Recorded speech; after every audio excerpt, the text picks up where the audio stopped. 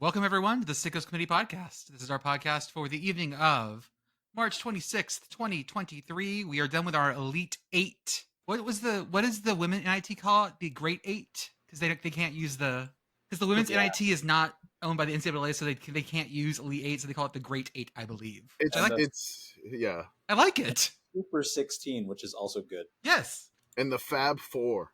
Instead of the Final Four, it's the Fab Four. Which is, I'll just say it this way. It's ridiculous that the NCAA doesn't sponsor this. So they can't use the official names. It's some bull. Which, I mean, we're watching this and we're like, why is it the Great Eight? Like, what's going on here? And then what is this fucking Piggly Wiggly brand, store brand? It's like Great Value Women's NIT. That's some bull crap. Yeah. I'll just say that. They've never sponsored it previously, though, right? Like, the NIT has specifically always been not an NCAA product. No, NIT has been an NCAA product. But not the women's. Not the women's, yeah. Not the women's. The NIT has been an NCAA product for a long time. But the women's is totally separate. Gotcha. That was always my understanding, was that a portion of it was just not under the NCAA. Well, and that was always the weird thing, was that, there was no NIT Twitter account for a long time. It was just like, it didn't exist really. They do all the announcement for the big tournament, and then they'd be like, oh yeah, here's the NIT bracket too. Like there was no oomph behind it. Only recently they started doing stuff with it. Anyways, also tonight with me, as usual, I have the Commish, and also we have Andrew and Blue. Blue, how are you doing, sir? I'm doing well, thank you. I missed the last couple of recordings that I was invited to. A lot going on, wrapping up coursework and everything, but it feels good to be back. And thank you so much. Howard and I have gotten very intimate the last 2 years, and so we're making it official. Is basically what's happening now. I'm excited for this to be a three doctor podcast, guys. Yeah, coming soon. It's gonna be the most overeducated college football podcast. It's gonna be ridiculous. But I'm gonna tell you this, like, for my education, I'll just say this: my bachelor's got interrupted by Hurricane Katrina. It does that, yeah. My master's got interrupted by a global pandemic. If I go for my doctorate, I am going to end the world. I can't do it. I cannot do it. Like, I am not doing that. So I'm going to let it go. That's enough. That is enough school for me. Walking across the stage as the meteor is dropping. Oh yeah. I haven't read the Book of Revelation. Does it like end with somebody getting their doctorate degree? I assume, yeah. I assume it ends with someone doing their qualifying exams, and then just like a nuke. Yeah. Yeah, I think that's what they talked about with the horn. Is as you get the horn played when you pass the qualifier. And then, as you walk across the stage, they unleash the demons out from That's right. hell. The world ends if I go for my doctorate. Yep. So, as a gift to you, the Commish will not be going to get his doctorate. Good, thank God. I just want to see what calamity they come up with next. No, thank you. Andrew, how are you, sir?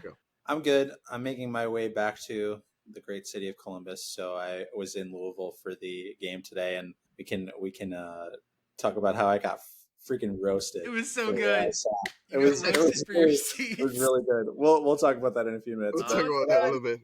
All is well. I have a conference in Cincinnati, so I'll also be in Cincinnati. So get to see Reds baseball, which is sicko. So I figured I'd bring it up. Perfect. Yeah, everything's going well. It's a kind of weird time of the semester as well, like Blue was talking about. So it's a lot of stuff ramping up for April, and then we're free in May. Commish, how you doing? I can just copy paste your story from the pre-show. If you want, I can say it again, but I'll just do an abbreviated version of it. It's basically very rough night with the infant overnight. Not much sleep, and my kid had like the classes so he could get the Catholic school so he can get like the Eucharist and whatnot. We were like, we're not going to make it. My wife and I are not going to make it. My kid just cried his eyes out at 8 a.m. this morning. Just wanted to see his church friends. So again, it's the backward story here, where normally it's the parents dragging the kids to church. My kid was the one that dragged us to church, so he had to just dead tired taking him to his church classes. It's Sunday school stuff. Ridiculous. I'm dead tired, but I'm looking forward to this. First off, everyone, I'd like to start on a serious note. I'd like to have a press conference here. I have been accused of slandering the XFL. Uh-oh. With By whom? Half-truths with some of our very rabid XFL fan followers. And by followers, I mean people who don't follow us, but I still managed to see and chastise me for spreading XFL rumors and untruths. I'd like to clear the air here. First off, and this is a mildly serious one, Quentin, what's his name? Oh shit, is it? It's not like they stormed the beaches at Normandy. It's like Dormandy. Dormandy, right? Yeah, Quentin Dormandy. Okay. He had been released by the XFL by his team, the Guardians, Orlando. The winless Orlando Guardians. The winless Orlando Guardians, because they had said that he had leaked plays. Yes. And this was kind of weird because all the XFL teams practiced together. Correct. And they all in the same facility. In the same city, in the same facility. So this was kind of weird anyways. The Guardians released him. But then it turned out he got reinstated. And we said that in the podcast. And then it had turned out, The Athletic had a great article about this. Basically, it was just a lot of shit talking that people that had turned into like weird accusations. DeAndre Francois was involved in this and a bunch of other stuff where it was just, it seemed to be just miscommunications and shitty texts that turned into way overblown accusations. But he was back. And he played for the Guardians and did a pretty good job for the Guardians this week, even though they didn't win because they're the Guardians. So first off, I'd like to apologize for that. And I did tweet a retraction on that one, but I'm going to say it again here. The second one was from this weekend. I was watching like a good person, like a good XFL fan that I am. I was watching the St. Louis Battlehawks play in Vegas. And we know how much I love that Vegas stadium, right? Man, you're all about this. It's you're one of my a big favorites. fan of scaffolding. I love scaffolding. I love weird dimensions. I like that you can see the soccer goals. Is the grass still very yellow? It depends on how often they spray it. Yeah, it's a little yellowy green. It's that color of green when you open up like Microsoft Paint and you choose just the standard green. That's just a really unnatural green. It's that green. So Gatorade. So lemon lime Gatorade. yeah, lemon lime Gatorade mixed with whatever the Hulk took. So they were there, and at some point, AJ McCarron, the quarterback of the Battlehawks and Alabama standout, was having trouble with his headset. And in the XFL, their big thing is they don't shut off the communications until the ball is snapped. In the NFL, they shut them off like 10 seconds before, but in the XFL, they let them go the whole time. And the announcer said that he was getting Vegas's defensive calls in his head. So he was hearing whatever Vegas was setting up to do, and that's what he was getting in his head, in his headset. That was later proven to be he was getting his own defensive calls. This is where I have to say it, because again, I was told that either I was a USFL homer or that I was trying to slander the good name of the XFL. It turned out that he was getting his own defensive, like there was supposed to be a switch in there, because apparently someone said that there's only so many helmets with radios, and so players swap them, and there's an offensive defensive switch or something. I still don't know why he was hearing alignment, because they said very specifically he was hearing like alignments, which they wouldn't be talking about. I mean, if that's weird.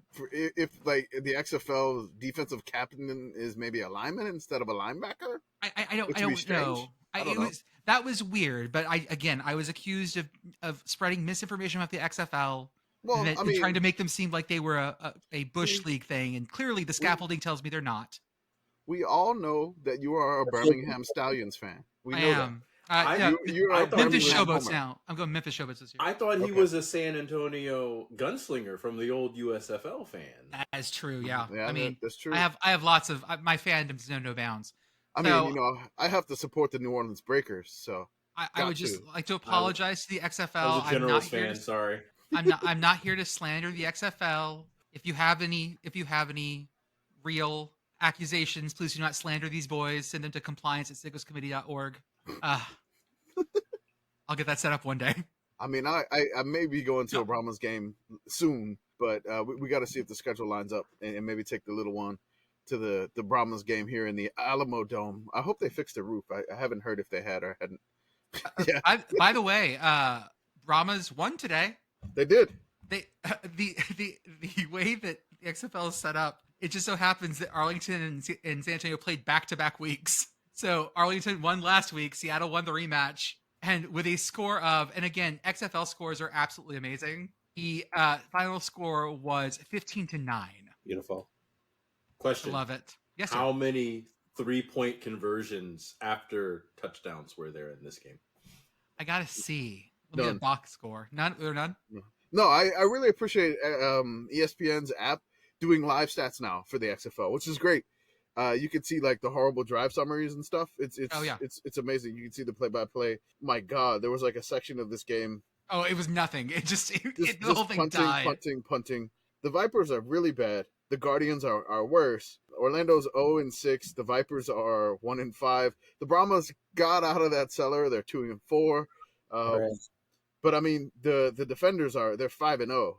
So the DC Defenders and the Houston Roughnecks are probably our best two teams. Yeah. The Sea Dragons are like hanging behind there. So this has been your XFL minute. I would like. It only took ESPN 5 weeks. Yes. I would like to give you guys a drive chart summary of the first part of this San Antonio Arlington game. Punt, field goal, punt, field goal, interception, touchdown, punt, field goal, missed field goal, interception, end of game. Beautiful. Who was the touchdown? Great. Who was the touchdown? Let's see. Touchdown was that the fumble return for a touchdown? Oh yeah, there was a scoop and score. There was a San Antonio scoop and score. Yeah. Perfect. No notes. Also, I want to make sure we didn't have any offense in that game. Also, both teams in this game were with like third and fourth string quarterbacks. So they were rotating quarterbacks that had not taken snaps. So it was great. Bob Stoops was having a great day. Hines Ward was just having the time of his life. It was great. Everyone just looks like having a fun time. Anyways, after the XFL minute and my apologies for slandering those poor men, we will be moving on to basketball. Basketball, give me the ball because I'm gonna dunk it! And the theme is no kings, no gods, no one seeds. No kings, no gods, and no one seeds. I don't know if you can do the reverb on this thing now. I can do whatever, okay. Man. That'd be good. Maybe Blue can you do a voice impersonation? Like a really deep voice? I have a feeling you have one in your chamber. You got it. In a world where all the one seeds have fallen, 4 teams that have never before been to the Final Four have emerged. Except UConn. Are we sure about that? Yes. Has UConn ever been to the Final Four? I know what you mean. Yeah, wait, that was a long time ago. They've won 4. They've won like 4 national titles, right? That can't be right. No, it can't be right. In a world. That can't be right. We're keeping that. Way. I don't care. Oh, it's great. In a world where Blue has forgotten the year 2014. Hey, that was a long. That was a long time ago. That was a lot of degrees ago. Okay. It absolutely was. It absolutely was a long time ago. And again, UConn fans, as Jordan just made his great apology, do not be mad at everybody else on the Sickos. Don't come onto the Sickos Twitter. This is just one of the members who is not on the Twitter and will not see your angry replies. So, but I will send every one of them to Blue. Yeah, send them to me, and I will forward. I will send every one of them to Blue. I promise. I'm all right with UConn fans messaging me. That's fine. Compliance at sickos.com comes directly to my inbox. I really gotta set up compliance at sickoscommittee.org because it would just turn into the biggest shit show email account. Oh god, it has to be good. Okay. I may have to do that before this goes out. With one actual compliance break. With one actual real compliance issue. I remember this moment where I said last week that I thought Houston was going to bullshit their way to a championship. And guys, I was wrong about that. Houston's bullshit hit a wall. I don't know what happened, man. I don't know what happened with Houston. It's just like they just turned off. And I'll credit that to Miami. But like it's just like they stopped Houstoning. I'm sure Grish, the Andrew, sorry. I give like screen name instead. I'm tired. Sorry. I'm sure Andrew could maybe give us a little bit better breakdown, but I don't know what Houston. My screen name, Commish. Come on. Oh my god. We're gonna have to bleep that. Yeah, I'll bleep that. Like I bleeped the other time. Houston. You gotta bleep it again.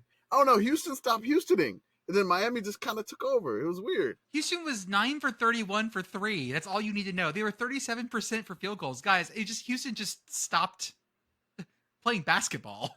They needed to be unplugged and plugged back in, honestly. It seemed that way, for real. Like, it feels like this whole tournament has just been who can go, who can stay, like, lukewarm, for a bit, instead of just suffering, like, that 6-minute, like, death drought of, like, no field goals. And if you can avoid that, you could definitely survive and advance, which ask Creighton about that tonight. Creighton looked good, and then it just stopped. Yeah, like, there's that weird part. What is that flow chart? The game flow. You can see when people just flatline out of nowhere. I'm like, if you can avoid the flatlines, you may be okay. You know what? Hey, that's why I learned to do integrals, baby, for charts like that. Area under the curve. Kansas State got knocked out, but I really got to talk. We got to talk about Marquise Noel, who absolutely went off. The most assists in a single game or something like that, just willed Kansas State through a game. And he is the perfect NCAA tournament player because it's either absolute excellence or an air ball 3 from 30 feet away. There's no in between with him. In the game against Michigan State to make the Elite Eight, which they lost to Florida Atlantic, hoot hoot. He had 20 points and 19 assists, the most ever in an NCAA tournament game. So, and he rolled his ankle in between there. It was ridiculous. Yes. And have all of you seen the where the coach is telling him to call one play and he kind of waves the coach off and then throws the alley-oop lob? Okay, so let's talk about this. Let's talk about it. Let's talk about it. Okay, so what play do you think they called? Talk about. Like what play do you think the coach called? That's what I don't know. Because because the coach is doing something. I'm watching the video right now. The coach is doing something, and he waves him off. And the first theory was that when coach drops the arm, that was the signal to throw the alley-oop. That was a trick. But I'm Richard Johnson has said that that's not it. Jerome Tang said that was not it. I disagree. I respectfully disagree with Mr. Richard Johnson and what Coach Jerome Tang said. I mean, I've seen like breakdowns. I think John Boy did a breakdown of it where they're pointing at each other and then Marquise Noel holds up a 2 to give him 2 seconds. It's like 2 things. And then Tang does 1, 2. Then the guy, Keontae Johnson, takes off. Then the alley's thrown. And then there it is. It's a reverse dunk. I feel like it's so good. It's just so good. We can debate it, but my mind's already made up. It was a set play. The enormous cojones, onions, whatever to call it, with like a minute left in OT of a Sweet 16 game. I'm gonna give him all the credit. He's gonna deflect and say he didn't do that. I don't know why he would do that, but he don't want to give away the trade secrets, the Tang trade secrets, so to speak. But I'm saying that it was totally planned. That was a play call. Trade secrets from. I have a question then. Exactly. My question is like, if it is planned and the coach is doing some sort of gamesmanship, what have you, who is this for? Because the only people looking at the coach are his own players. Because the other team's players are looking at they're on defense, so they're looking at their assignment, not the other team's coach. Well, they caught the guy ball watching. So the one that was guarding Keontae Johnson. They had been, I guess, like fronting him to avoid the penetration by Noel the whole time. And so he's been cheating up, leaving like the corner 3 open. And they've been doing that the entire game. And they hit him at the first play of the game. There was like an alley-oop and K-State hit him again in OT with it. This time with the play call. I think too much breaking down basketball. Yeah, this is way more breaking down basketball. This is way too serious for me. But, like that's I was about to say. Like he got called, like definitely got called ball watching, and I think the show was for basically trying to, because I'm going to assume that Michigan State's players saw them communicating or saw like him looking over talking and thought that that was going to give them the time, that nothing was going to happen right then. So you get them just a little slow, a little off that back foot. And you get that extra half second. That's all you need. That's all you need. Well, if you're good, that's all you need. For me, I would need about 10 seconds to make that run. And I don't think you could get up that high, Jordan. Can you dunk? No, fuck no, I can't. No, I've never. That's why I play korfball. No dunking's allowed. No dunking's allowed on korfball, and it's 11 foot high. Yeah, I know. That's why. No, I saw they're bringing back slam ball, and I was watching slam ball highlights, and how no one got killed playing slam ball back in the 90s and 2000s is Yeah. amazing. Because every time I watch it, it's people colliding in midair like it's fucking Ender's Game, and someone's like, and of course, old school trampolines that didn't have like the springs covered. So like the epitome of like these are the trampolines that kill people. It's great. I hope their insurance policy is amazing. Full contact sport, baby. Yeah, who knew? I should have known. This is younger listeners. In the early 2000s, everything was extreme, and we just did shit like this. Sure was. We just did shit like this. Extreme with only 2 E's. Just it started with X. I mean, the XFL was there. Yeah, the XFL was there. We had all the extreme sports.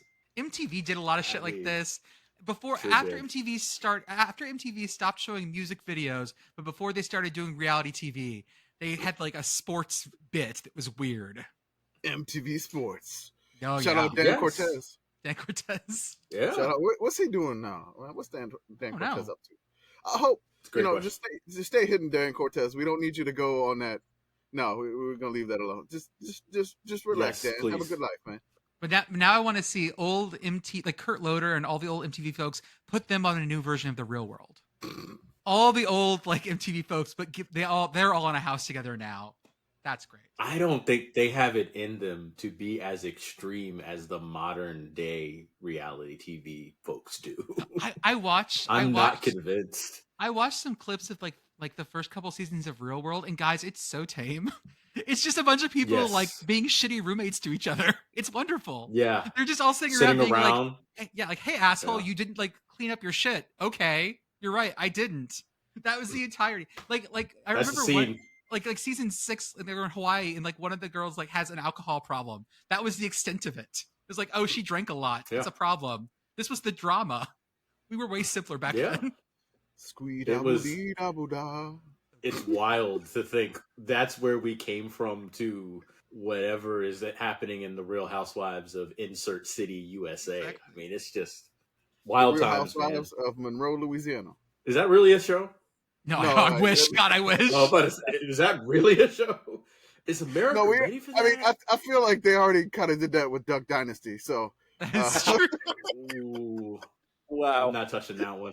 We can leave that alone. I'm not touching that one. You said it, not us. Insert duck call here and let's go move on. Is Miami now a basketball school? Yes. I mean, given their run in both the men's and the women's tournament and the fact that they beat noted basketball state Indiana in both, I feel like it is. I took an unintentional nap during the Texas-Miami game and just caught the end of it, which that worked out fine for me as a Texas fan. Sure, why not?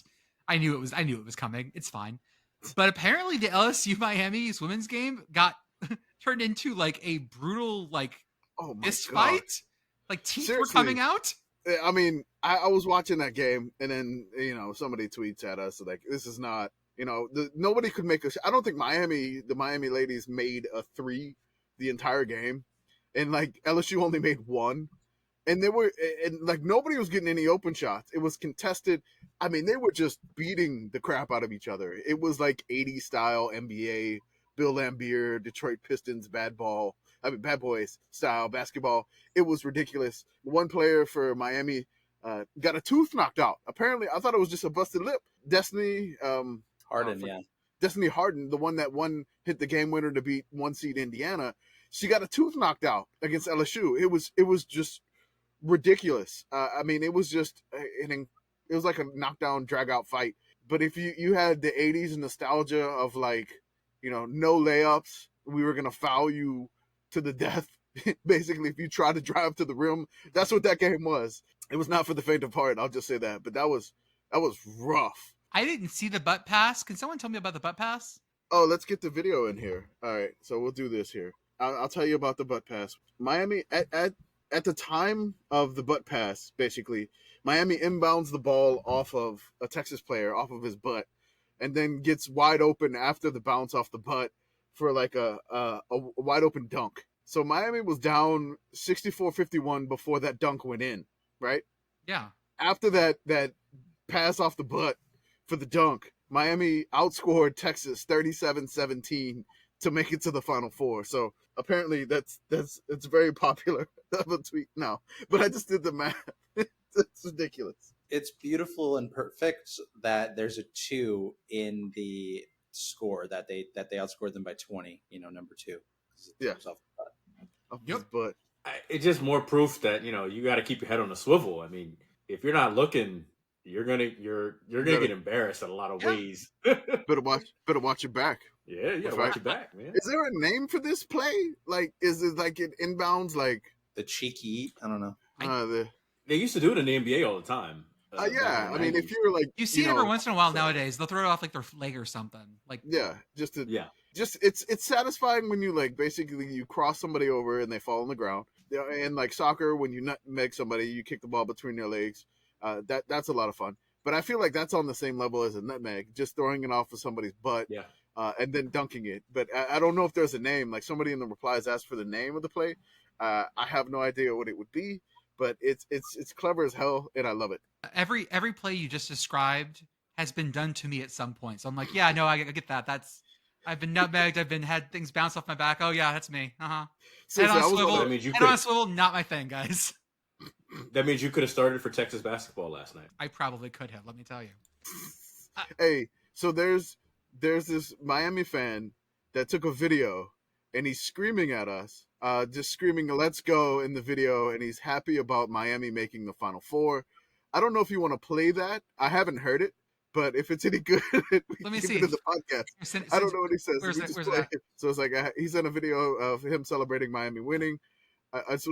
Got it. Let's see. Right, we're gonna have to bleep some of this, aren't we? We may have to bleep some of this, but whatever. Let's see what he's doing. So it is his name is McCant at McCant for life. Justin McCant, big Miami fan. So let's see. Here we go. I'm gonna adjust this volume because I feel like I'm gonna have he's yelling. It may be loud. It's over. We're going to the Final Four. Love it. Okay, all right. Love the energy. Awesome. Justin, that was very tame. It was very tame. I thought I was afraid for us. So he had a Miami hat on. Let's talk about our Final Four. Our Final Four would actually be our if we had a football moment where we were just like bullshitting about like, hey, these 4 teams might be kind of fun in a playoff. This feels like the kind of thing we come up with because we have San Diego State, Florida Atlantic, Miami, and UConn. And so, this is very much one of these things is not like the others. This is ridiculous, right? CBS tweeted 0.00005% of all brackets predicted the men's Final Four. It was 40, I think, or ESPN had I think it had it like 37, something like that, 37 or 40, yeah. Yeah. So how? I don't know. I mean, we did do a fail bracket, so maybe So Kevin, our resident spreadsheeter, he asked, if you were given those 4 schools with no context, what sport would you assume is being played? Ooh. Someone in the chat said baseball. I kind of agree. UConn is the best team in the Northeast. Yeah. 2 Florida schools and San Diego State. What were you going to say? My answer is week 0 of college football. Yeah. Definitely week 0. UConn flies out to San Diego State. FAU goes to Miami, or Miami goes soccer. to Boca. Yeah, I'm thinking women's soccer. How about sailing? Because they're all like coastal-ish crew. Do these all have crew team? I have what FAU crew team looks like. Never mind. UConn crew. UConn definitely has a crew team. I know that. UConn has a crew team. UConn absolutely has a crew team. Let's see. I don't know that FAU has a crew team. That might not be it. God, I hope they do. I do too. Sport club directory. I hope their coxswain just goes hoot, hoot, hoot. The only boats that I think Miami and FAU are involved on are those crazy speed boats that race off like the coast of Key West. I think Popeyes had one of them at one time. Jordan, what if the coxswain is just an owl? Yes, perfect. It's just the fucking owl mascot, that deranged FAU owl mascot. Who's going into space with a really now. Big head? It's so good. The proportions are weird. It's so good. I love him so much. The eyes are great. I don't get that graphic at all. Like they put the FAU mascot, they put the Miami coach. I'm sorry, no, the San Diego State coach. Which I had a great tweet because he was reminding me of an actor I couldn't figure out, but we'll go with Ed Begley Jr. I like Matthew Modine. Yeah, that works too. Matthew Modine was good too. Maybe a little Ted Danson, Silver Fox action. And then they have a player for Miami and then the coach for Connecticut, which it made no sense. Like, why wouldn't you put Jim Larinaga in there? I would have made that graphic. That's why I tweeted, we did not make this because it looked shitty enough that something I would have made as a joke. And then the best part was one of our followers goes, they know that the space shuttle doesn't shoot off from Houston, right? Because in the middle of it, the space shuttle is being launched. First off, the space shuttle is no longer a thing and hasn't been for a long time. Two, that's Florida. For a decade. Yeah, like, it's been a while, or guys. sometimes San Diego. Sometimes San Diego. Sometimes San Diego. You're right. If this but definitely not Houston. Not Houston. If this were a college football bracket, who do you have winning this championship, guys? For 2022. San Diego. The Aztecs. So they get past FAU in round 1. Who's the winner of the UConn Miami game? That's the question here. Well, I don't want to answer that question. Come on, UConn fans. It's UConn. It's UConn because only one of those teams has won a bowl game this millennium. So, I have UConn in Miami. I have UConn winning this football bracket, guys. Maybe. Ooh. I have UConn winning this football bracket because Brady Hope couldn't score. Ooh. I know. Maybe. That first round, by the way, gets Brady Hoke versus Tom Herman. Is it Tom Herman at FAU?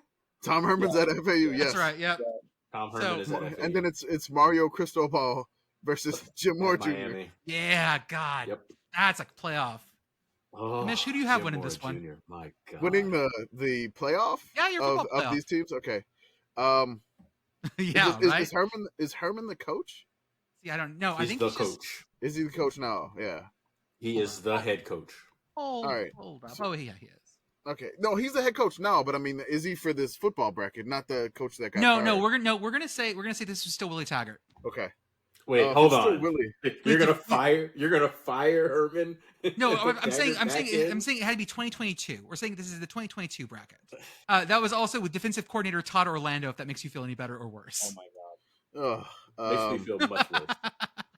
I don't know, man. I'm sticking with San Diego, but San Diego State. Oh, I'm sticking with the Aztecs.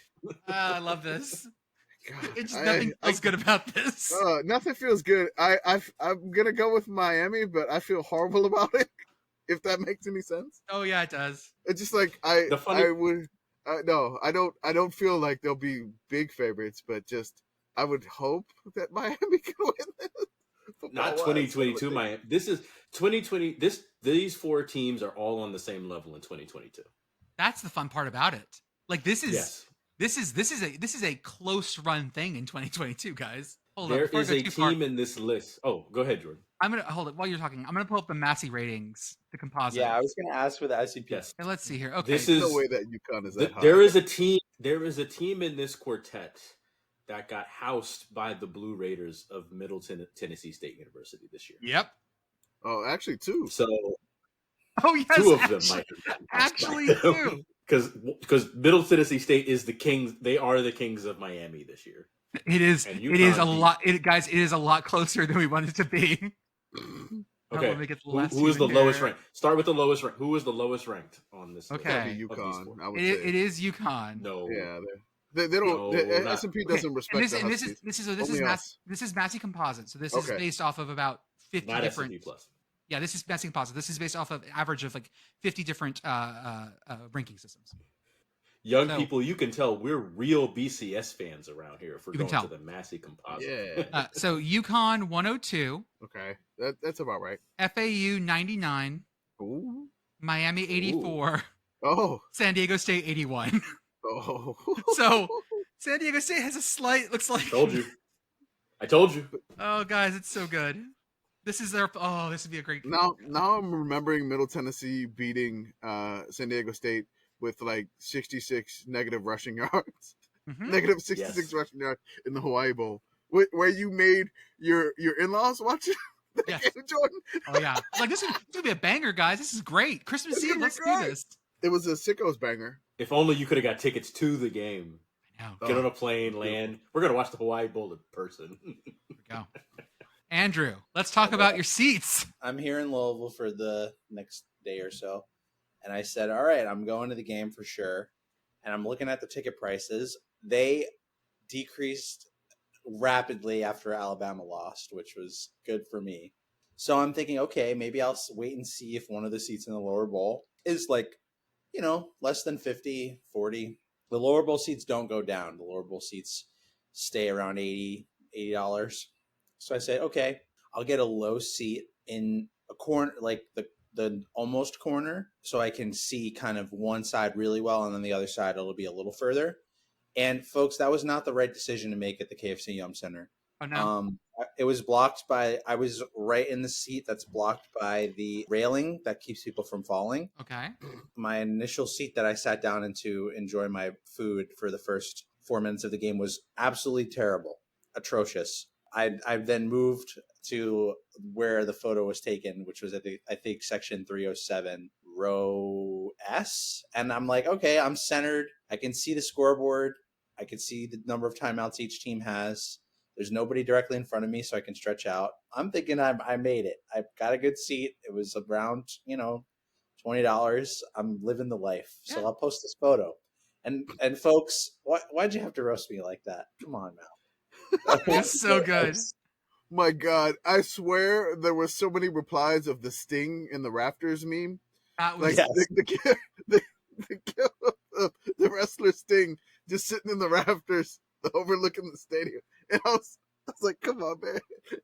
Listen, it was a good view. There were some people defending you, which, I mean, again, if you're going to, we're the Sickos committee here. We're not like big legacy media. We don't have like money going to the people on this podcast to go buy. Folks, if like, I had tickets. paid to be on this podcast, I think I would have gotten a better seat.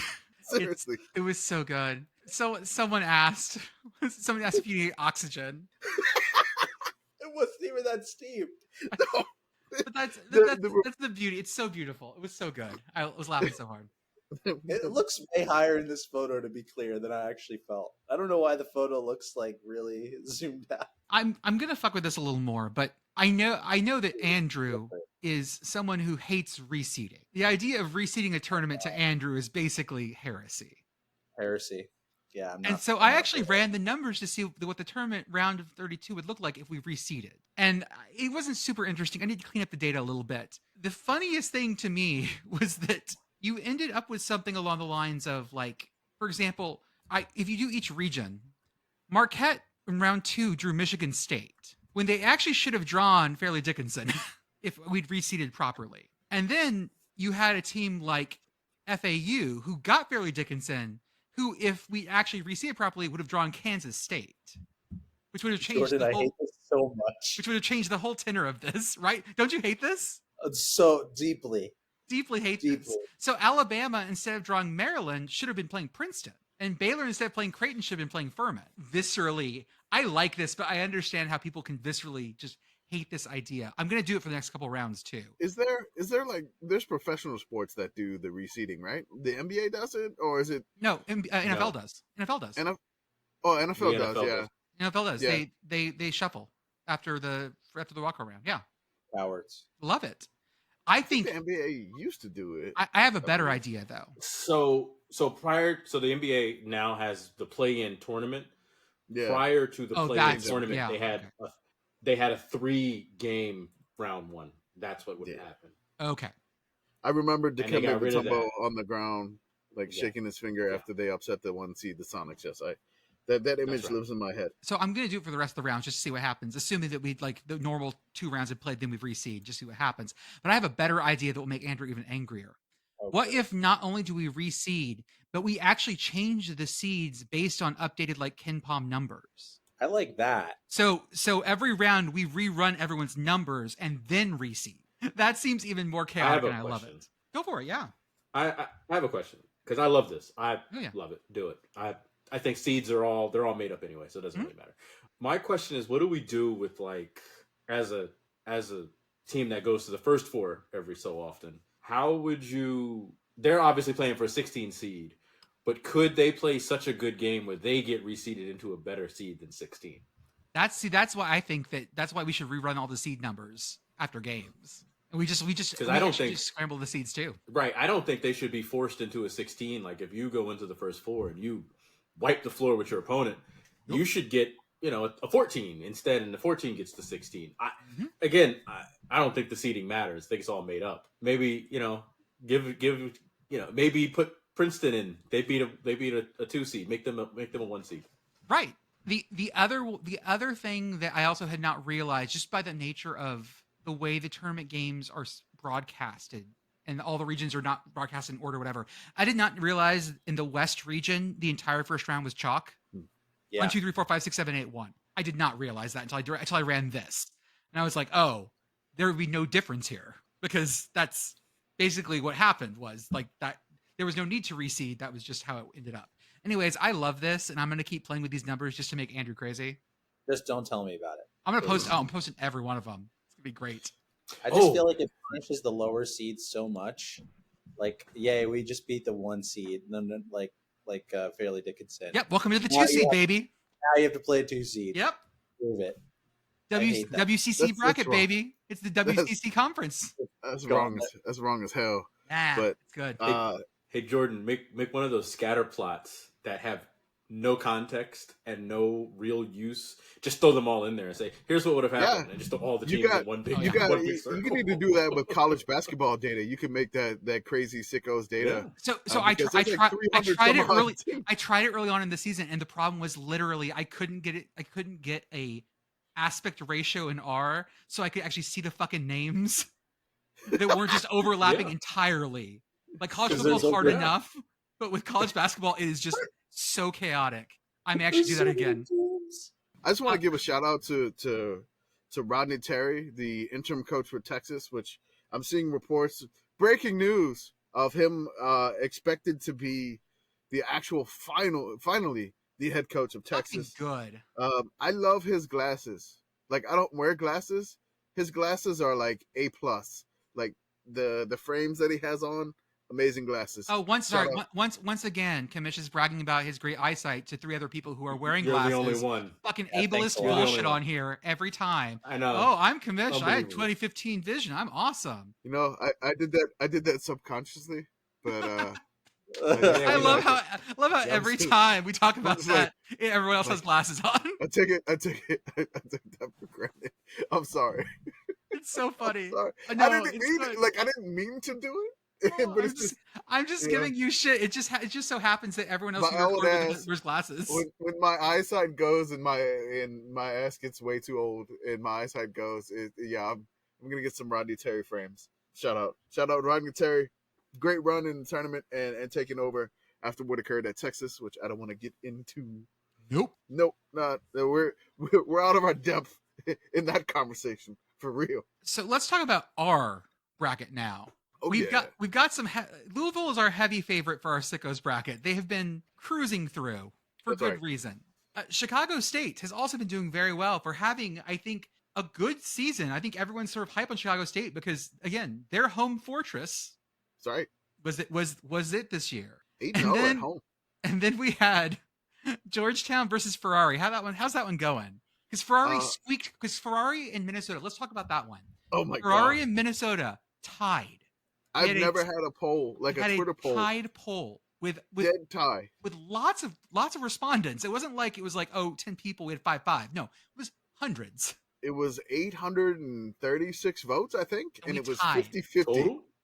Yes. Total. Oh, wow. On that poll, and so we had to do like a blitz 1 hour OT poll, right? 1 hour OT poll, because we've never encountered one of our Twitter polls tied completely. And then I think Ferrari won it like 53-47, 53% it was so to 47.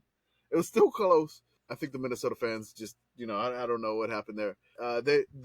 They're battling Georgetown.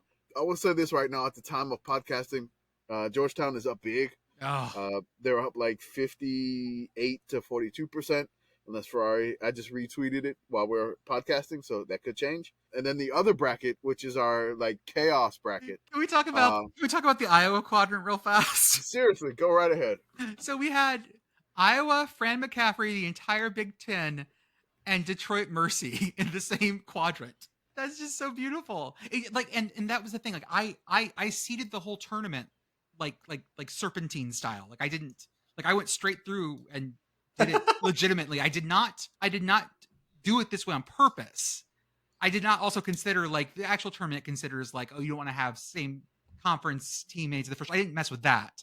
But like this was just like legitimately serpentine through our whole thing. And it just so happened that all these like the Big Ten, Iowa, Fran McCaffrey all end up in the same quadrant. And I don't know, like when you set up the bracket, you did it by votes, and then like you just staggered it that way. And then it was just amazingly how.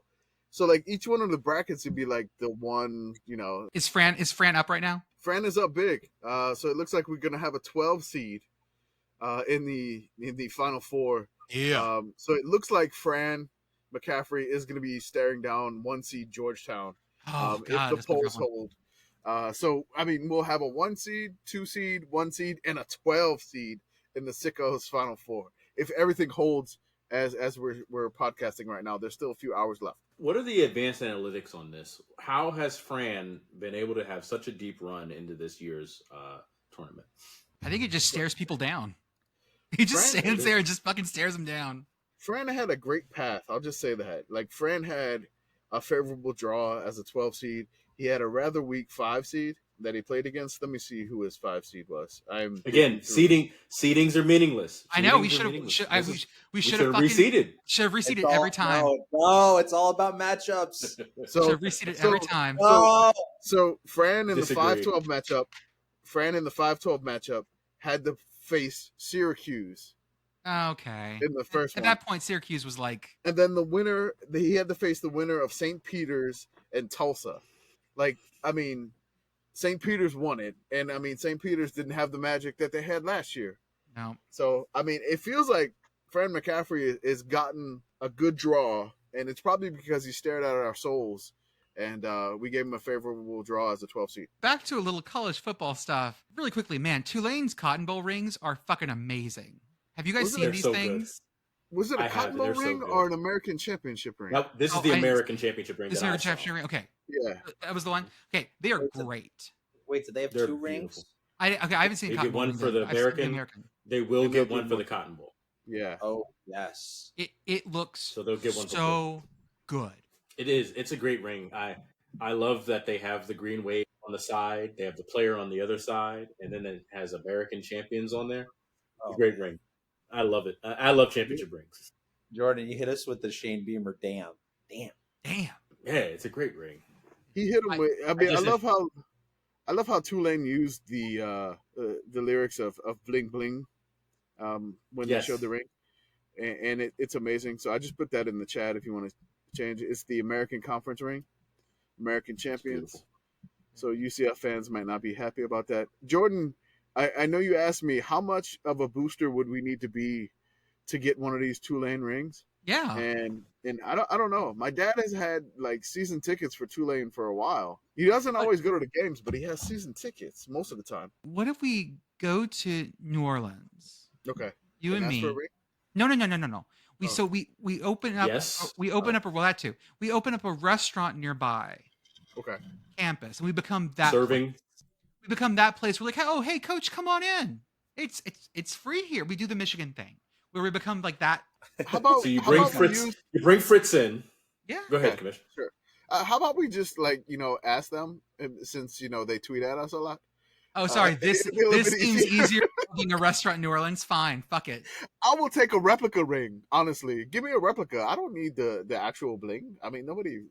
I will take that. A replica ring, please. Tulane Green Wave, send me one. Hey, see, we talk about this all the time at the Sickos. When people ask, are there like 20 people running the Sickos on the committee? The answer is yes. And I am one of those that writes for the Substack. That's Blue who writes for Substack. And I have written many pieces about Tulane this year. Yes. Yes, you have. Okay. So yes, I got a Tulane football, and my son, little boy Blue, absolutely loves it. Mrs. Mayhem keeps asking me, why do they have a wave on the side and why does he have a megaphone? And I keep explaining because he is a green wave. So Tulane, if you hear this, and I know you're listening, Tulane, give us the weight of the ring, and 2, give us a shout out on there of how much it weighs, so that we can tell the world how much this ring weighs. I liked Commish. I think it was you that was like, weigh the ring. We're like, weigh the bling. It was good. Yeah, I was just again my New Orleans coming out and talking about the big timers, where I dubbed the video of that fake Pope photo in the was that fake? Was that fake? It was AI generated, man. God damn it. The Pope photo was AI generated, and I put the video of the Pope in front of the Still Fly song by the Big Timers. You know, that was good. I immediately, as soon as I saw the Pope in this jacket, I didn't care if it was real or not. I don't care. I was gonna get these jokes off, but I started singing "Gator Boots" with the pimped out Gucci suit. Ain't got no job, but I stay sharp. You've been singing. Can I just say you've been singing a lot in the podcast lately, and I love it. Last week, "Oh Canada" was great too. Can't pay my rent because all my money's spent. I do want to shout out. I was going to go to this thing today, and my kid was being an absolute jackass, and I couldn't get him to go. Because I'm still fly. This is bowling championship weekend for the NCAA. Yes, correct. NCAA sponsors women's bowling. That is one of their sports. Is there like do they do like a national tournament for bowling? Yeah, they do. Yep. And so the four auto qualifiers were selected this weekend. There's four conferences that sponsor bowling, and they're kind of a mishmash in a lot of ways. The SWAC bowling contest championship was in Arlington, Texas. I was going to go to the championship today. It was Alabama State versus Prairie View A&M. Prairie View A&M Panthers won it. And shout out to my friend Andrew, alumnus of the Prairie View A&M folks there. I could not convince my kid to go, and since my wife is sick, I couldn't leave her at home, which sucked. The reason I realized that it was happening this weekend is because John Mank, who's one of the Southland's social media guys, is a Twitter friend of mine, and he tried to talk me into going to. It wasn't in New Orleans. What was the city? Where? And it's fine. Where the Southland bowling. Southland bowling. Yeah, it was in New Orleans. No, it was in Harahan. Oh God. Harahan, Louisiana, at Colonial Bowling Lanes. These places. Okay, it's great because like I saw pictures of it and it had those giant old school like Bolo-Rama. Oh, signs. seriously. Like the bowling alleys in the New Orleans area. Hanrahan is actually like, a suburb of New Orleans. It's in Jefferson Parish. We call them parishes, yes, instead of counties. A lot of the bowling alleys, I think there was like this boom in the 70s and 80s with the oil boom. There was something like Don Carter's bowling lanes. I don't even know who Don Carter is, but they have so many bowling alleys in New Orleans, and they're all like not updated at all. I haven't been to one that's like updated where they have the fancy lights or whatever. No. You don't need crazy. They had one that was like, it was an old school New Orleans, like Rock and Bowl. And the weird thing about this bowling place, it was on the second floor. So the furniture store below had to deal with like the bowling ball. Yeah, it's so ridiculous, but it was like a New Orleans landmark, which I don't know if it survived after Katrina, but Rock and Bowl was amazing. The other thing I wanted to talk about, because the SWAC one was at a place I'd never heard about, and it's right near Six Flags. It's right in Arlington. It's right near a bunch of something. It's called the Bowling International Training and Research Center. They have enhanced automated robotic launchers, USB-C's ball-throwing robot, Specto advanced tracking systems, video analysis systems, biochemical motion analysis, and something called Bowler Vision. They have a bowling combine that I'm looking now into signing up for. They have a gym, guys. Are you trying to be a ringer for local bowling in the Arlington area? This is I gotta go here. This is where the SWAC had their championship. I assume they have those like oxygen masks on you as you're bowling to like get all your vitals. How much eligibility do you have left, Jordan? I think I have burned through my eligibility. Oh. Hey, Jordan. I mean, I got you pegged for Kingpin if they make Kingpin 2. Oh hell yeah! You could be the Bill Murray character. So our four bowling auto bid are for the SWAC we have Prairie View A&M, for the MEAC we have North Carolina A&T, for the NEC we have Sacred Heart, and for the Southland we have Arkansas State. I want to talk a little about the Southland Bowling Conference because there are no members of the Southland in it. Great. The Southland Bowling Conference the Southland Bowling League is a bowling only conference that are also based out of Frisco with the Southland, but they no longer have any Southland members. It's Arkansas State, Louisiana Tech, Sam Houston State, Stephen F. Austin State. They used to be Southland members. These are like the people that left the Southland Football Conference and went to D1, but they stayed in Southland for bowling. Tulane is still there, and then we get into some fun ones. Valpo, Really? Vandy, and Youngstown State. What? And Youngstown State was the video I posted of the Youngstown State player picking up a 6-7-10 split, which was just absolute fire. Anyways, I got really into bowling this weekend, guys. My God. My wife. I was trying to get my kid to go, and he was just not going. I was a little frustrated. And she goes, "Do you really need to go to this bowling thing?" I was like, "No, but I want to." I'm just gonna. It would have been hella fun. I wish you would have went. I was ready to like talk about it on the podcast. I know. I wanted to see. Also, shout out to these Florida A&M like bowling jerseys. Those were amazing. Those were so hot. Those were amazing. Yes. Throw those in the. I saw some earlier, but throw those in the Discord. I want to see those again. Those are great. Also, live updates. Andrew, what's going on with the legend known as Caitlin Clark right now? She needs 2 more rebounds for a 36-point triple-double. I just threw the FAMU Rattlers look in the Discord. They're so good. That is fire. They're so good. Do they sell those?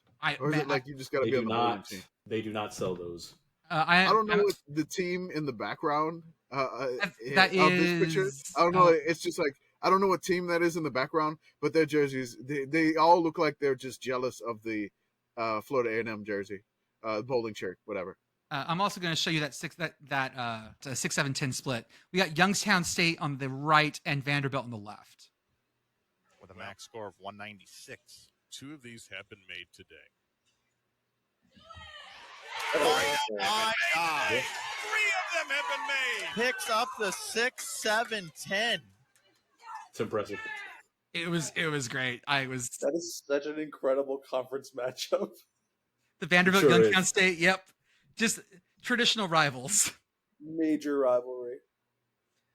Okay. They can't be that far apart, right? Nashville can't be that far from Youngstown, right? I'm guessing not, but they are both very far away, I think, from like Ruston and Jonesboro. Jonesboro and Youngstown. Perfect. Arkansas State did win the Southland, by the way. So I'm off my bowling bullshit now. I love bowling. Oh, okay. It's great. It's so much fun. Bowling bullshit. Love it. Once we get that's what we're gonna call it from now on. The full brackets, I'll let everyone know what to expect for the big tournaments. I see it. We can skip it. You're making it really large. Thank you.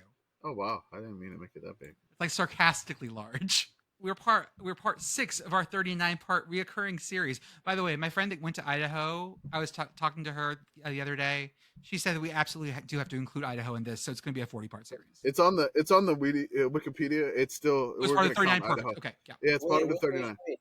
Are they over 500? No, Idaho is not. No, they're not. No. Oh, they're just not. Okay, I see. So our reoccurring series, the best season of all time for teams who are below 500 all time, or BSOATFTWAB 500 AT, part 6 of 39. Commish, who do we have today? We're going with the Eastern Michigan Eagles. Emus, I believe. Emus. Sir. The Emus? They're the Emus? Okay, I'm sorry. I apologize. I apologize. The Eastern Michigan Emus out of Ypsilanti, Michigan. Crazy history. Very, very interesting history. They've had a few name changes. They've had a few mascot changes.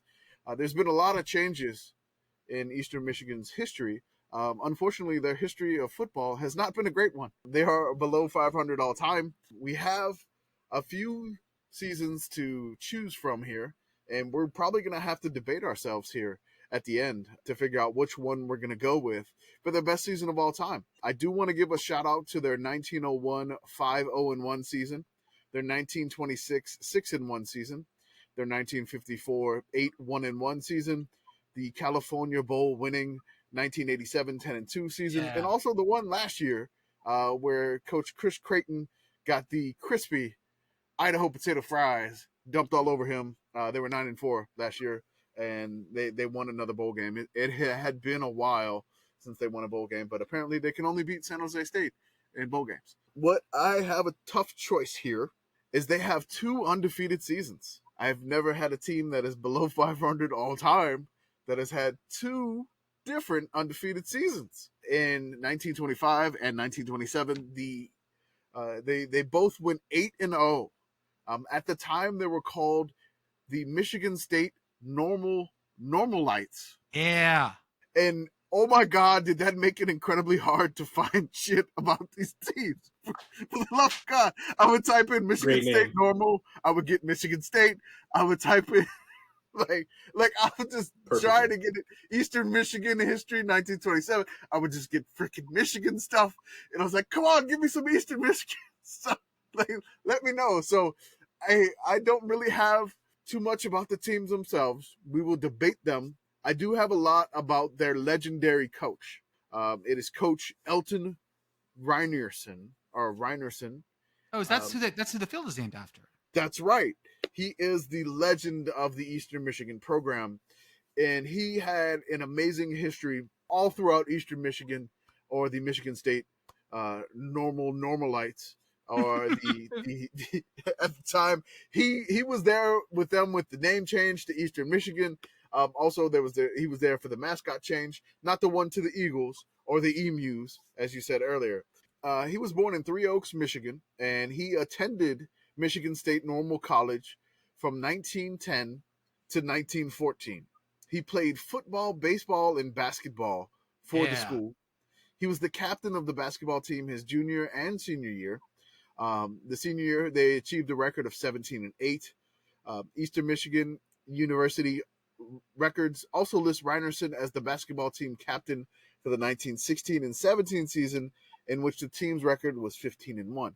So as a player, legend for the university, just an absolute legend. Like, he was the absolute, like, basically the Eastern Michigan man instead of like the Michigan man. We'll just call him the Eastern Michigan man. Love the idea of an Eastern Michigan man. That's right. In contrast. We talk about Ypsilanti, we talk about that phallic water tower, and we talk about Elton Reinerson. If I said his name correctly, I apologize if I had not. I want to get sidetracked a little bit here. Go.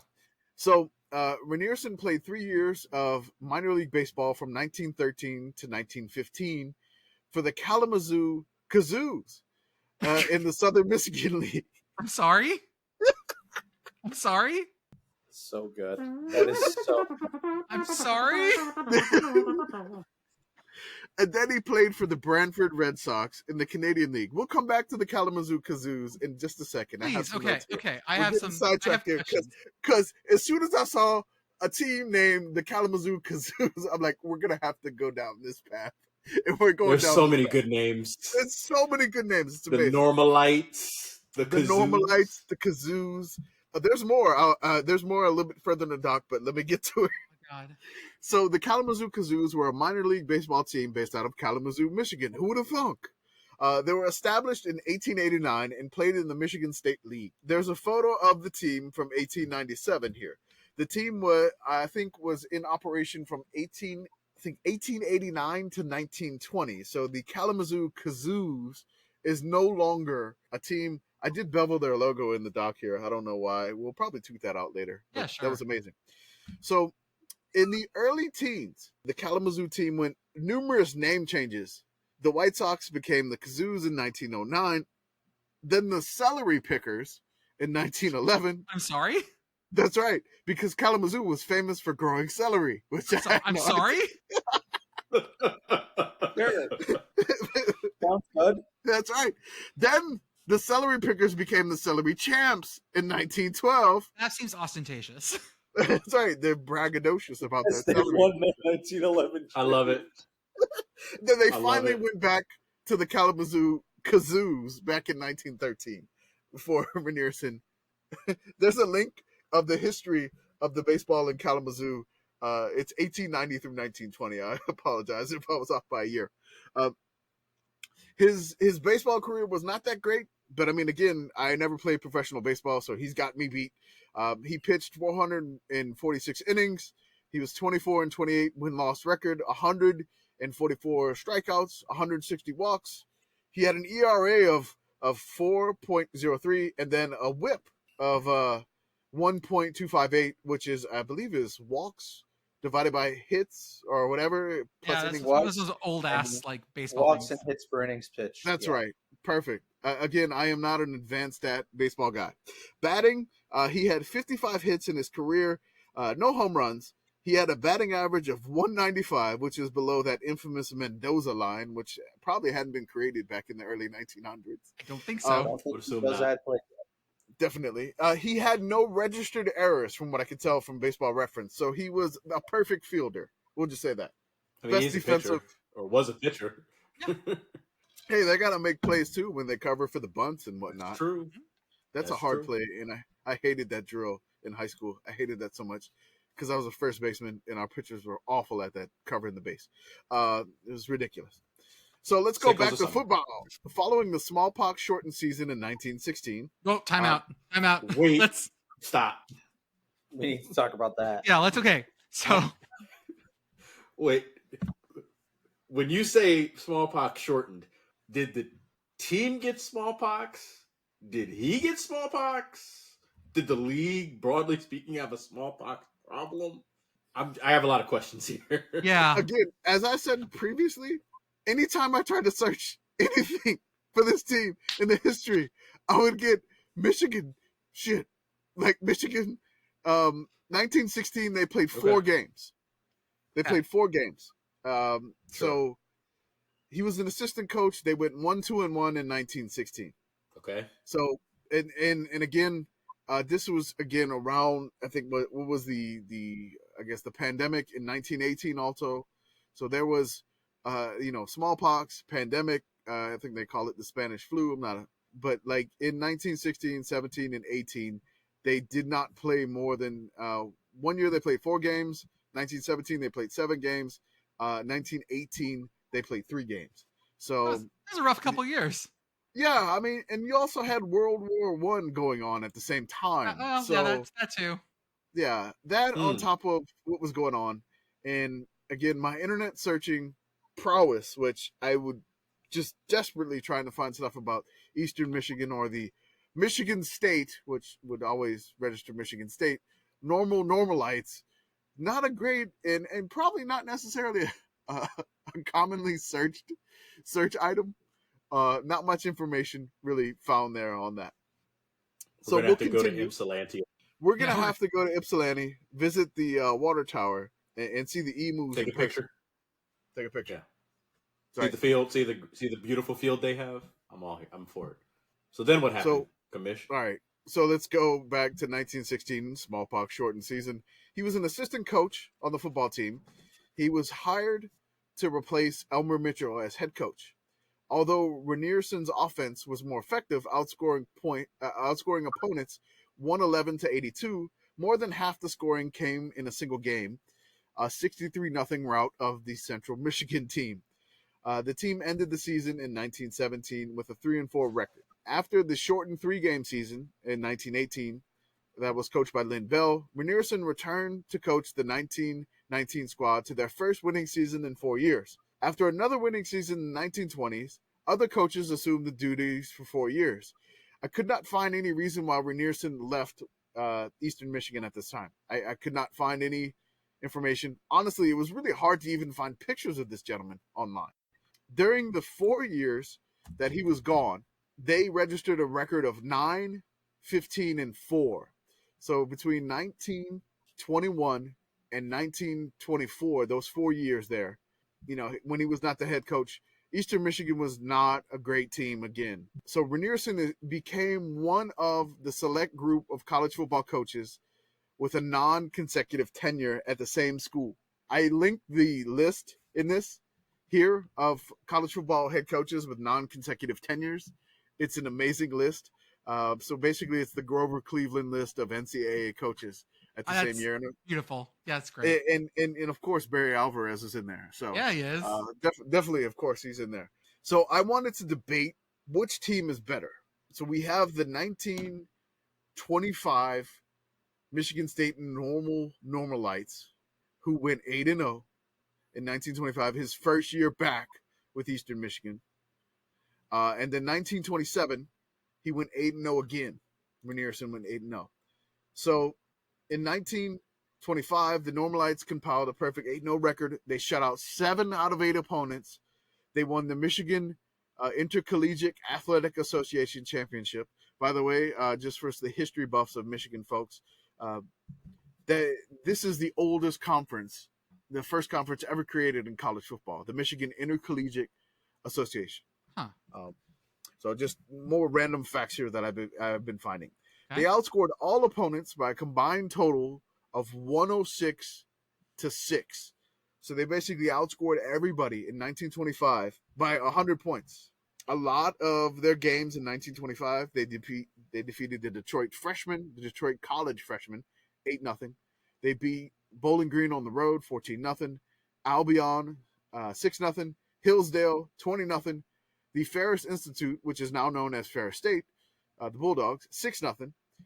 They defeated Olivet, 20-0. Alma, 25-0.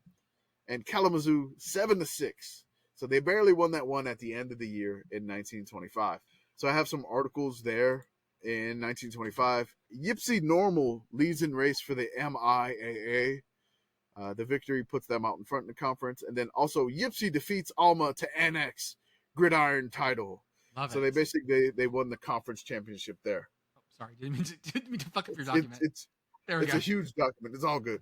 Now 1927, again, perfect 8-0. They won the MIAA, which was now called the Michigan Collegiate Conference. They shut out 6 out of 8 opponents, so 1 less. But they outscored opponents by a combined total of 186 to 13. So they outscored everybody. They just like blitzed everybody. They're close. They had 2 close games. We'll go over their schedule here. So the 1927 team, they beat Olivet 20-0. They won at Northern Illinois 25-6. Time out. Can I say that I love the fact that they call their field Normal Field? That's right. It was Normalites split at Normal Field. That's right. Everything was normal. If only it was in Normal, Michigan. So they beat Northern Illinois 25-6. They beat Assumption 26-7. They beat Valpo 44-0. Their rivalry game with Central Michigan was much, much closer, 6-0. They defeated Adrian 20-0. The Western like a dude. A dude. Yeah, just a single guy. That's right, Adrian. Or a team full of guys named Adrian. And it was based out of Adrian, Michigan. They won 20-0. They defeated the Western State Teachers, which I believe is now called Western Michigan, 6-0 in Kalamazoo. And then to round off that schedule, they defeated Detroit City College in Ypsilanti 39-0. So a lot of the games, blowouts. And they only allowed points in 2 of those games. The previous year in 1925, 7 of the games were shutouts. I'll give you some articles here. And this was funny. I was trying to find stats for this one game here. One of the headlines for 1927, Assumption bows to Ypsi Normal. Border City 11 smothered with passes, 26-7. I wanted to know how many passes they were smothered with. I could not find how many passes they were smothered with. I'm going to guess like 6 or 7. Right, that could be 5. It was funny, like the first quarter of the article, they said Ypsilanti opened the scoring in the first 3 minutes when somebody snagged the pass and scored a touchdown. And then on the next drive, they snagged another pass and made the score 13-0. So, I mean, like they basically came out gunning in that one. It was absolutely ridiculous. Then when they defeated Central Michigan, it said Normal defeats Mount Pleasant 6-0. Ypsilanti wins when a penalty puts ball yard from goal. So it sounds like there was some crazy call there that happened. It just incredible. And then the other headline I was able to find: Normal beats Indiana 11. Valparaiso falls before Ypsilanti team by 44-0. The regulars begin the drubbing by counting 38 points in the first half. So they were up 38-0 at halftime on Valpo. Okay. So we got to choose. Like, we can't be, hey, these teams are both undefeated. We have to choose what team is the best team of all time of the Michigan State Normalites, or the Eastern Michigan Emus or Eagles, whatever you want to call them. We gotta choose. I'm gonna go with the 27 season here, and here's why. I recognize more of the teams. It's as simple as these are teams that still exist and are teams that they have played continuously for a while in the MAC. So I feel like the 27 season is their golden year. Okay, however, In the 1925 season, they played Detroit freshmen, whatever that means. But in 1927, they're internationally relevant because they played in Ontario. So that is true. That's my argument against 1925 and for 1927. Yeah. 27. Also, Caitlin Clark got a triple-double. Hell yeah, she did. The 10th rebound was kind of nonsense, but we'll give it to her. Blue, what are you feeling? 21 points, 10 rebounds, and 12 assists. So I think both seasons are great. I mean, yeah. I love reading these old articles because they never call them by their name. In this case, they just call them Ipsy, which I think is a great name. We should go back to that. The name of the team is the Michigan State Normalites, but every headline is like Ipsy Normal. I think I'm gonna write a EMU, Eastern Michigan recap this August, and I'm gonna use the term Ipsy because I really like that a lot. Tipsy and Ipsy. Tipsy and Ipsy. We've talked about this before. We've covered this before, and I'm not sure why. So I think it's chickens for I think, but okay. I think I think Jordan and Andrew, Grish make great points. I think these are excellent points, and I lean again towards 1927 only because, to the Commish's point, they allowed 6 points in 1925. In 1927, they still only allowed 6 points on the continental U.S. and then went and became Canadian state champs.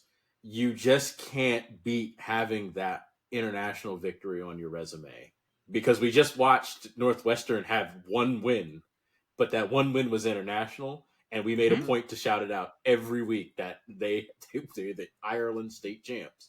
And so for me, if you're beating everybody that's in your weight class, all the teams who you wind up playing hundreds of years later, over 100 years later in the MAC, you've got your Bowling Green, your Northern Illinois, your biggest rival, and then for some reason you rounded up all the teachers in the west part of the state and beat them too, which seems unfair, but here we are. So I'm going with 1927, and again, you beat everybody in your weight class, and then you cross the border and do it too. I got to give it to them. So we got 3 votes for the 1927. Yeah, Michigan what about you? State. What's yours? I'm all 1927. No controversy. So we're gonna say the 1927 Michigan State Normalites, the best team of all time for the Eastern Michigan Eagles, whatever you want to call them.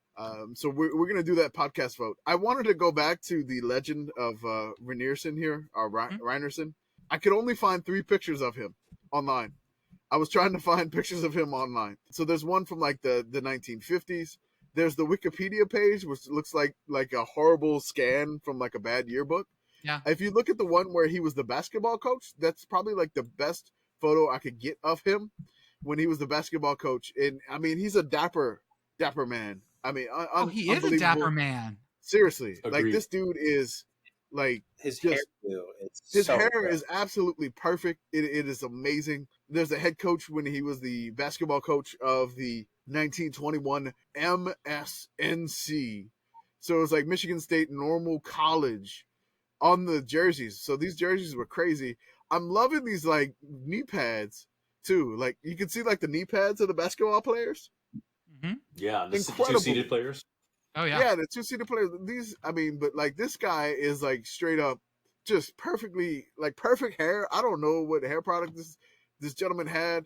Brew cream, some brew cream. What? Brew cream or whale oil? I can't tell which. Something, man. It is amazing. Like his hair is phenomenal. So I wanted to just go a little bit further on him for a little bit. Please do. Over the course of his career, he coached at least 1 year in every varsity sport at Michigan State Normal. So he was the football coach, the basketball coach, the baseball coach, and also he was a track coach.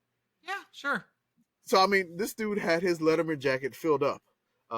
In 28 years as a head football coach, Reinerson compiled a record of 114, 58, and 15. We already discussed the 25 and 27 teams of being undefeated. Through 1925 and 27, he had 1 loss in 26. He was 22-1. And then those 3 years, he outscored his opponents 405 to 31. In 17 years as a basketball coach, he was 141 and 100. He led like the basketball team to a combined record of 48 and 9, and he had a 1-loss season in his first year. So once he was done coaching in 1948, guess what happened? He became the athletic director. Oh, love it! Love That's to the see path, it, baby. You take that AD job once you build a stadium with your name on it. You take the AD. I know. And so he took the AD job, and he was athletic director between 1948 to 1963. Unfortunately, he passed away in 1967 due to a heart attack. There was a big funeral in 1969, 2 years after he passed away. Eastern Michigan dedicated its new football stadium as Rynearson Stadium, and so the stadium that they play in is basically named after him, the field and stadium, which I really wanted to know, like, if his favorite color was gray. I hope so. I hope so. That stadium is really fucking gray. Because that stadium's turf is gray. So, I mean, if Rynearson's favorite color is gray, it's a choice. Which, it's crazy. It's a choice. A shout out to our Michigan Panthers USFL team who is practicing currently at that stadium. That's right. So I wanted to bring that up too. So, I mean, this gentleman, just an absolute legend of the school. His 26 seasons at Eastern Michigan, head coach for football, are double those of the next longest serving coach. And no Eastern Michigan football coach has even reached half of Rynearson's win total of 114 games. This is what we go back to, like the best team of all time for these teams that are below 500. So this man is an absolute legend, and really, it's a shame that there were not enough bowl games in the 1920s to get some bowl games and everything like that. Also, his 160 career wins ranks second among EMU's men's basketball head coaches. So, like, he's like a dual sport legend. Like, he is Michigan State normal, Eastern Michigan. It's unbelievable what he did. And, this gentleman, just looking him up is just like a fascinating person to read about. And I just kept going down his Wikipedia page because I couldn't find much about Eastern Michigan because it was definitely not the Normalites. They were not a big search topic. I could not find a book available. I couldn't find anything. And so I typed in to Amazon or Google, whatever. I was like, can you give me an Eastern Michigan University football history book? I found one. It was not in stock. It was no price listed. And also it said they have no idea when it would be back in stock. My favorite thing is the picture of this book. It's a giant eagle flying, which is amazing. It says Eastern Michigan University, Eagles football, history, head coaches, and NFL players. The very bottom of it is hilarious, so if anybody could read the very bottom of it. Yeah, I'd be glad to. Edited by Jenny Reese from High Quality Wikipedia Articles. like I said, you cannot find crap online about this team. So about these teams, and it's just like, I don't know if it's because they were called Michigan State Normalites or Michigan State Normal. I tried to search by like Ipsy Normal, and it was a madhouse. I really think we're gonna have to reach out to the school. We're gonna have to reach out to them and ask, hey, can you open your archives to us? Can we get some information on this team and this coach? So, while Commish was talking, I did find the 1916 archives of their new school newspaper. Oh, so I'll have to spend some time going through it because I was paying attention. I didn't want to go through it. The only thing that I could find is an old eBay article of an Ypsilanti Normal School 1932 football small team picture. It was on sale for $16. I just could not find anything else. It looks like Eastern Michigan has actually digitized all of their old newspaper archives. Oh my God! I'll pull some stuff up for the post. Get digging, sir. I will. I would love to read some of those. The two things I want to mention before we get off this topic. You misspoke earlier about the 1901 Michigan State Normalites. That was not the 5-0-1 team. It was a 3-5 team. But I'd like to discuss the 1901 Michigan State Normalites 3-5 team because they had a loss at Michigan Freshmen, a win at Michigan Alkali Works, a loss to Michigan Freshmen, another win against Michigan Alkali Works, a loss to Kalamazoo, a loss to Albion, another loss to Albion, and a win over the Michigan School for the Deaf. And I found yet another nickname for this team. No. Oh boy. They weren't just called the Ipsy Normals. In lots of these articles, they're called the Pedagogues. The what? The Pedagogues. A pedagogue is someone who is like pedagogy is teaching children. So it works because normal schools were teaching schools. So they're actually called the Pedagogues as well. They use both Normalites and Pedagogues together in these articles. Oh, okay. I meant to shout out the 1906. 1906, That's the one, not 1901. 1906. 1906 also managed to beat. They tied the Michigan School for the Deaf that year. Beat Detroit. Beat Adrian. Beat the Flint Deaf Mutes. What? Jesus. They played two different deaf. Good deaf God. Schools. They beat deaf school and then deaf mute school. Yeah, so maybe not the most glorious set of wins, guys. I just want to give them a shout out, but this is why they weren't in contention for the best team of all time. Yeah, that's good. I feel like tying the School for the Deaf and then beating the Deaf Mute 16-0 is not something you want to like raise banners over. Yeah, unbelievable. Love it. Oof. Yeah, right. Right. Oh my God. Oh, it's so good. Yeah, I'll find out about the smallpox thing too, because the only article I could find just had a very little like common thing of like a little aside of, oh yeah, we had to cancel and get some games because of smallpox. I got to figure out what that actually was. So I'll keep digging. Keep digging this. I just want to shout out 1906. We got an undefeated St. Louis team, and then we got a 9-1 Iowa State team. Both of them independents in that same season. Yeah. Love it. Go Billikens. Sorry, that was back when they were the St. Louis Blue and Whites. My bad. That's correct. They were the Blue and Whites. And beat someone called the Kansas City Medics. Yep. Well, folks, I think we've had a very fascinating dive into basketball and bowling and Eastern Michigan history, which, remember, if anyone's looking to get a college football podcast that really hits the big topics everyone loves, we are we are absolutely the place to go.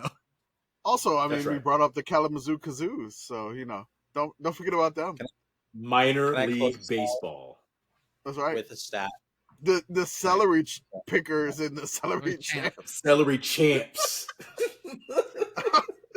Like, how do you call yourself that? Apparently, the water table in Kalamazoo dipped down because of like paper mills, and the celery industry went bust in like the 50s too. But How apparently, dare they ruin the celery industry? Yeah, I know. So I learned that too. I learned the champs after that. I learned so fucking much from this podcast that my wife doesn't want to hear about, because whenever I start a sentence with, "Hey, did you know?" she's like, "I don't want to fucking hear it anymore. Don't tell me about the celery industry in Kalamazoo. I don't fucking care." Hey, let's talk about the kazoos. You just go up. That's right. Can we play the kazoo? Can we add some kazoo noises in here? I have a kazoo. Yeah, I'll do it. Well, folks, I think that's it for tonight. We've got the Final Four next Saturday. Championship next Monday, because college hates everything, so it's on Monday night.